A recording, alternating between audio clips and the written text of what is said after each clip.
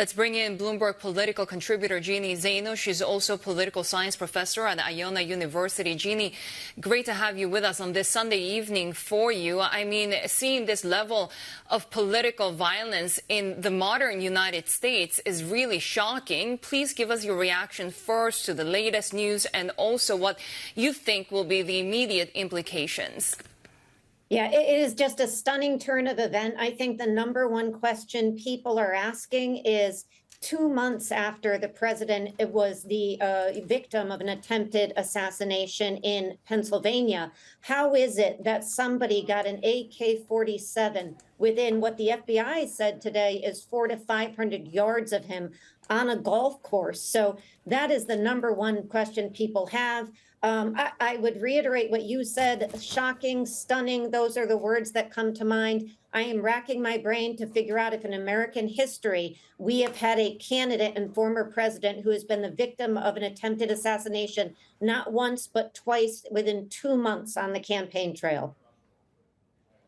But Jeanne, you said it, given that we do have precedent, how did things really unfold the last time that this happened, and what were the implications for voting last time around?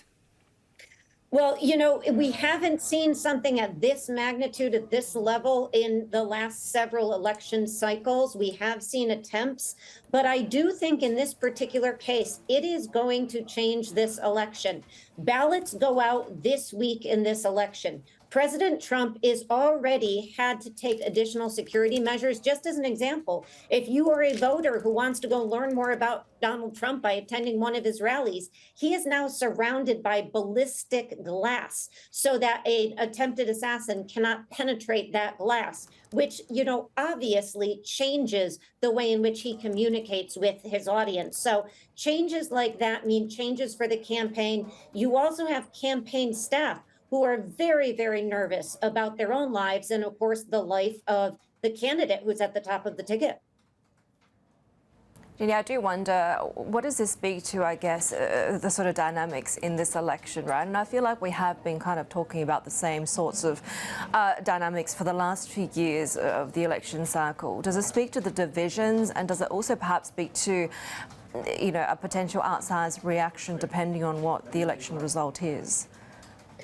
That I think is the fear. It's such an important question. You know, we have had very, very polarized American public over here. The rhetoric is very intense. There is a lot of violence used in the rhetoric. You see it on all sides, particularly given the advent of social media. So all that has combined to raise the number of threats. And as we look at what intelligence officials, security officials have been saying, we are experiencing an increased number of threats of political violence in this country. So much so, you had a group of intelligence officials come out just a few months ago and say we need additional steps taken to protect the lives of voters, the lives of candidates, the lives of poll workers.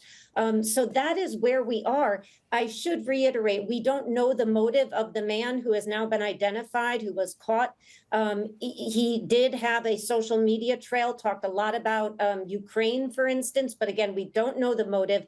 And we do know threats are internal, domestic, and external. The Trump campaign was briefed not more than a few days ago that the threats from Iran to retaliate against him and his allies have intensified as well. We also had a Pakistani man arrested in early August for attempting to find somebody to engage in assassination and violence. So there is a lot of threats, both foreign and domestic, to a level that I think most officials here in the security realm haven't seen in the last several election cycles.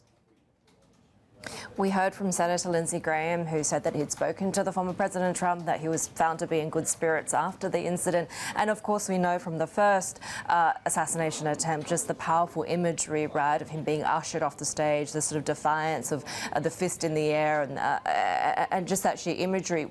We know that this probably only serves to galvanize President Trump's supporters. How do you think this kind of plays into the broader psyche of how this last leg of this election cycle kind of runs, and how potentially we could also see the Democratic side response? We know that, you know, Kamala Harris has already responded saying that there is no place for violence in this democracy.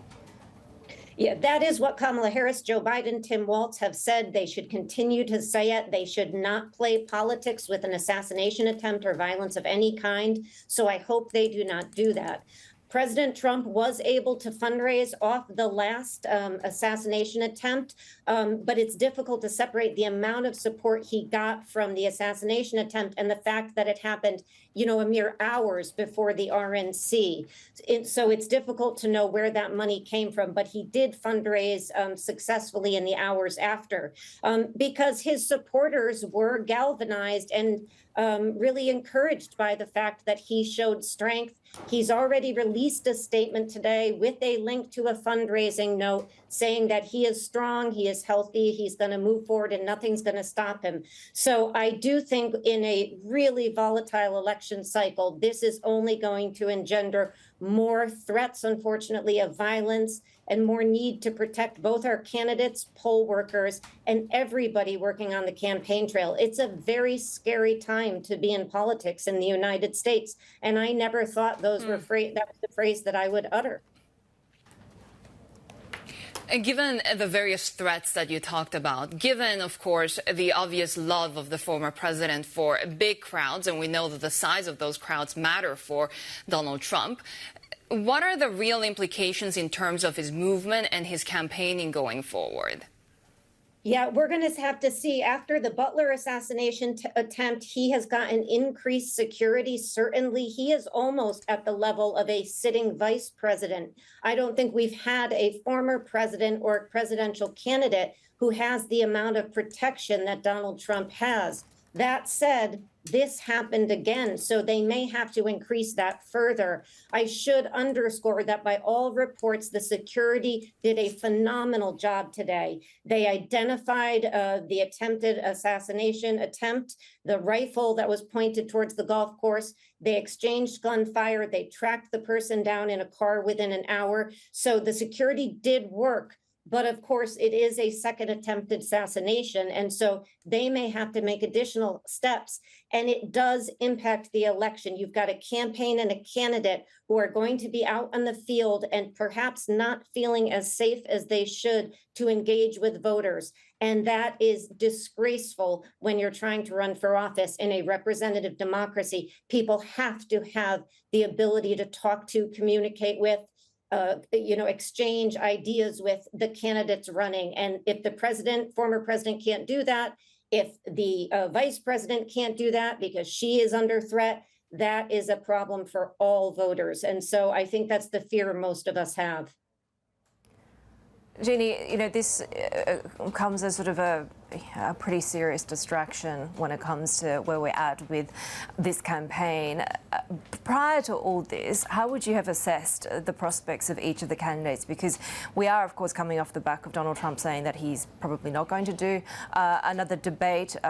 Depending on your sort of views, it was a pretty disastrous outcome for him in that first presidential debate. Where do we go from here? And do you think Kamala Harris has sort of managed to maintain that post-convention bump that we saw? Yeah, prior to this assassination attempt today, this campaign has been on a razor's edge. We've seen Kamala Harris recover support that Joe Biden had lost. But that said, in all of the swing states, they remain in a very tight race within a margin of error. So at this point, it's really a jump ball. It is anybody's game. They are campaigning almost nonstop at this point in these 7 swing states. In fact, today was one of the first days the former president had off. He also was taking off tomorrow, but hitting the campaign trail again in the swing states on Tuesday and Wednesday. And so I think it's going to be a furious race to the finish. And I would just reiterate, with early voting, ballots go out this week. People begin voting. So it's not as if we have, 50, 60 days until Election Day. People are starting to vote now. So again, it's a very tight race. And the best odds I can give you is it is anybody's race to win at this point. So any incident like this, any September, October, early November surprise can upend the election. It's stunning the way that we are seeing this play out, where we really have no prospect to say who's going to hold the White House come January, February of next year.